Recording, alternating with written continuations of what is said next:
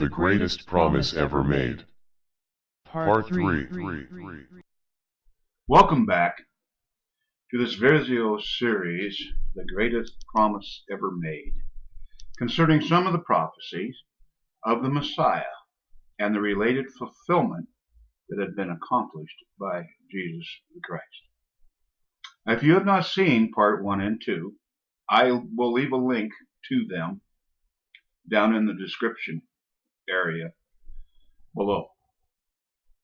Please see them first and then return. Now, through all of these things, I want you to remember that you're here in Series 4, or Series 3 especially. I want you to remember the words of the prophet Malachi, who tells us in chapter 3, verses 16 and 17, the following. Then they that feared the Lord spoke often one to another, and the Lord hearkened and heard it. And a book of remembrance was written before him for them that feared the Lord, and that thought upon his name.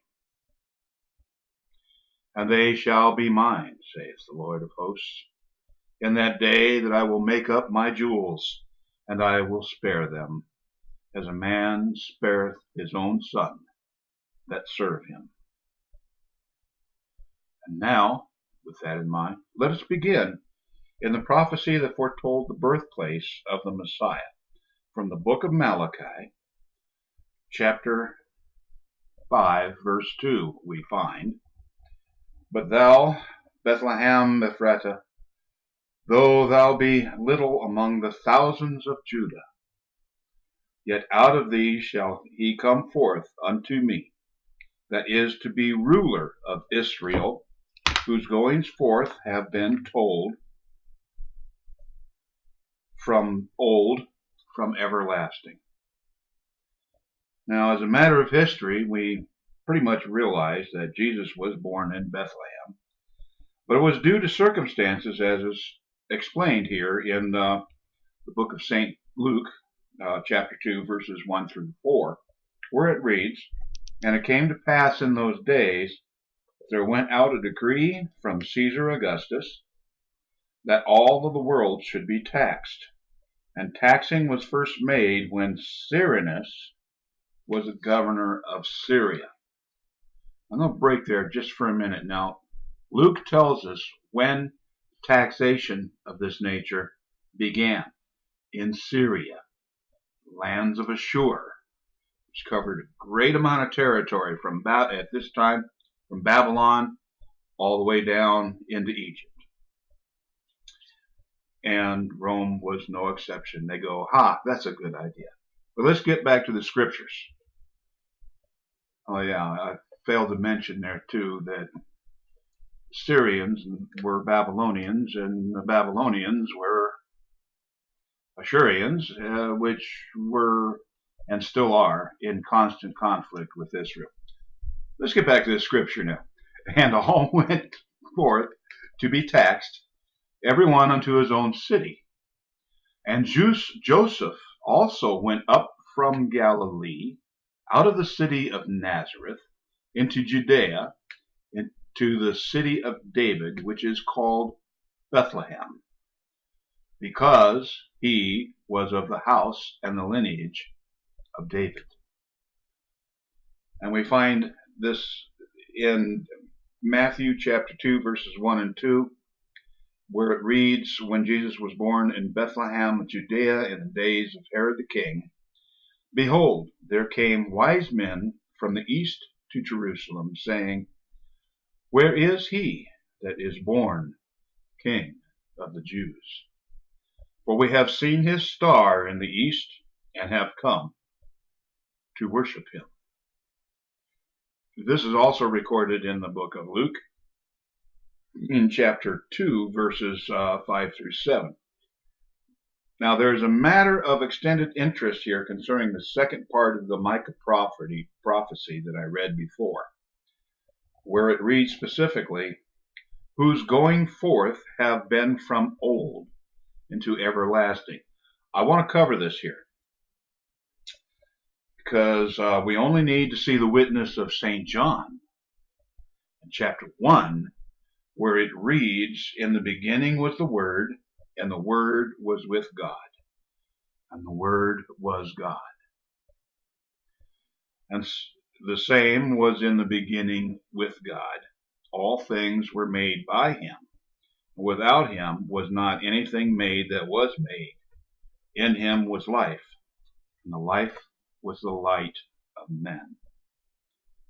Now, with that being said, going back from Micah, "Whose goings forth have been from old, from everlasting." And yes, the word being discussed here, called Logos, but the word itself is revealed to be Jesus the Christ, as declared in John chapter 1 at verse 14, where it reads, "The Word was made flesh and dwelt among us, and we beheld his glory, the glory of the only begotten of the Father, full of grace and truth." Now, I said this one would start to get interesting, didn't I? Because here I will also add even a third part of that same Micah prophecy, the progression of that prophecy. And that's the reason why I chose Micah as opposed to any of the others that declare that Jesus would be of Bethlehem, because I wanted to get into this one. You see, because this third part of the Micah prophecy is also a thing that Jesus did accomplish. With the reading from chapter 5, now at verse 3. "Therefore he will give them up until the time that she which travaileth hath brought forth. Then the remnant of his brethren shall return unto the children of Israel." The fullness of this prophecy has yet to occur, because that time of the remnants to come back and return to the children of Israel, which can only happen after the travailing, which is only going to happen after and in the end times. Because it's never going to be worse than what it will be in the end time. That's what they're talking about here in this travailing.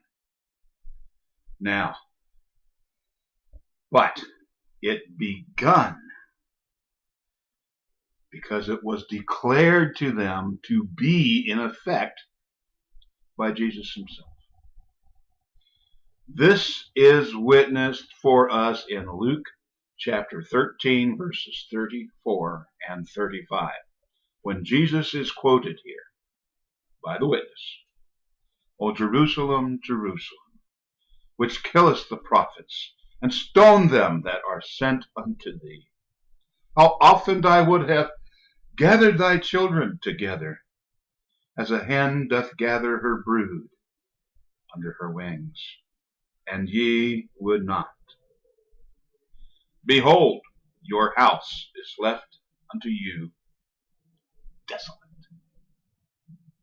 Verily I say unto you, you shall not see me until the time come when you shall say, Blessed is he who cometh in the name of the Lord."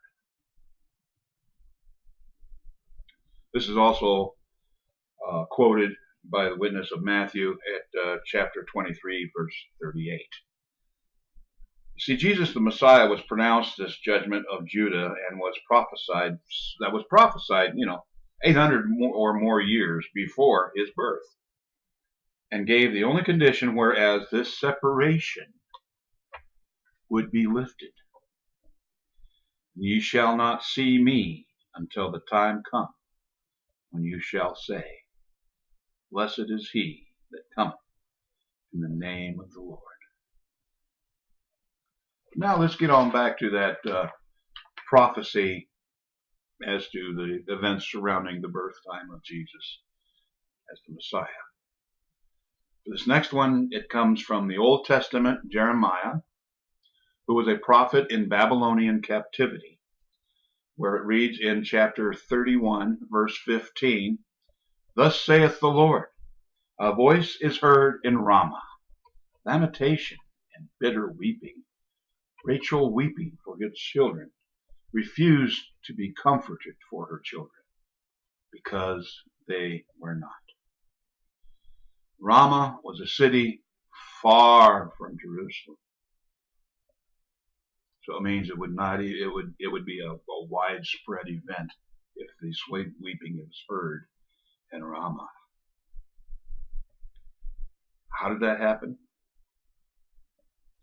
Matthew explains to us in chapter 2, verses 16 through 18, where it reads, "Then Herod, when he saw that he was mocked of the wise men, because they had circumvented and went around him and left by another route, Herod, when he saw that he was mocked by the wise men, they were wise, and was exceedingly wroth, and sent forth and slew all of the children that were in Bethlehem and all of the coasts thereof, from 2 years old and under, according to the time which he had diligently inquired of the wise men." That was back when they first met. "Then was fulfilled that which was spoken by Jeremiah the prophet, saying, In Ramah there was a voice heard, lamentation, weeping, and great mourning, Rachel weeping for her children, and would not be comforted, because they are not." Wow. Now you have to understand, Herod, King Herod, who was not a Jew, he was from Mesopotamia or somewhere off in the lands of Assyria. And I say that in a very wide open category. Could have been anywhere. Probably closer to Babylon. So Herod was not a Jew, although he married a Jewish wife. But he was the Roman empowered and appointed king of Judea. Appointed him king to keep peace in Judea. Now he must have been very threatened by this small and at this time probably helpless child that was born in Bethlehem to have slaughtered an entire generation of Jews. How could it be that such a thing could have been foretold so many hundreds and hundreds of years before it occurred, and then to have it actually occur? This can only be by the word of the great and mysterious Creator God of all heavens and earth. But let's get back to the events of the Messiah's birth. You see, Jesus was safe then because Joseph received information in a dream, and he packed up Mary and Jesus, and they all shuffled off to Egypt. Now, you know, I kind of wonder sometimes, with all of... Hold on a minute, coffee. With all of the danger that Jesus, the child, was in at this point in time, he's in such impending danger. Why didn't God just rapture them out of there and off to Egypt? But now let's get back to the real events that happened. For even those things can be understood because of Old Testament prophecy. From the book of Hosea, at chapter 11, verse 1, we find this. When Israel was a child, then I loved him, and I called my son out of Egypt. And the fulfillment testimony of this is also explained in Matthew chapter 2, verses 13 through 15, where it reads, And when they were departed, talking about the wise men, an angel of the Lord appeared to Joseph in a dream, saying, Arise and take the young child and his mother and flee to Egypt, And be thou there until I bring thee word, for Herod will seek the young child to destroy him. And Joseph arose, and he took the young child and his mother by night, and they departed into Egypt, and remained there until the death of Herod, that it might be foretold that which was spoken of the Lord by the prophet, saying, Out of Egypt I have called my son. You know, here, as with so many other prophecies, we find unprecedented agreement between Old Testament and the fulfillment of prophecy in, through, and by Jesus in his life experience from birth into his ministry years and beyond. But just the prophecies that have the prophesy that has been presented here so far should be plenty enough to convince most court juries of the facts, if they're looking for the facts in a case like this. I want to add this. I want you to notice this. God pronounced through the mouth of the prophet. God himself pronounced through the mouth of the prophet. He will call his son.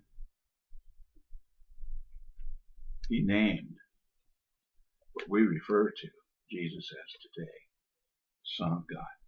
Right there, Hosea, chapter 11, verse 1, where it reads, And I called my son out of Egypt. But wait, there's more. Yeah, there is a lot more yet to come in part 4. And you are invited to view part 4 that is coming soon. I'm spreading these out about a week apart, give or take a day or two. And you are invited to view part 4 that is coming soon. And I do hope that you will join us as we study, digging deeper into the greatest promise ever made, the Messiah. Until then, this is B.D. Baker saying to you, hope is to see you at the wedding.